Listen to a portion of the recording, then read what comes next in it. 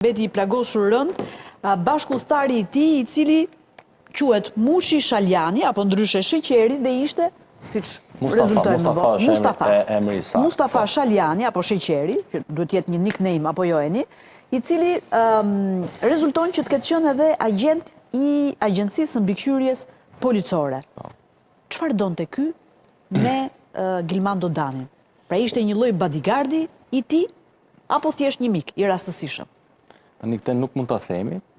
Sipas informacioneve që kemi arritur të sigurojmë, Mustafa Sheqeri kishte vetëm pak muaj që ishte bërë pjesë e Agjencisë së Mbikëqyrjes Policore, Drejtorisë Përgjithshme të AMP-s, në rolin e agentit, sipas informacioneve me specifik tek vëzhgimet që kryen AMP-ja, që për opinionin publik është institucion i cili duhet hetoj efektivet e policisë, të cilët abuzojnë me ligjin apo bashkëpunojnë me krimin e organizuar. Sipas informacioneve ishte rekrutuar duke zbatuar gjithë procedurat standarde që parashikohen, pra nga një vërtetim personaliteti i detajuar që në këtë rast lëshohet nga policia e shtetit,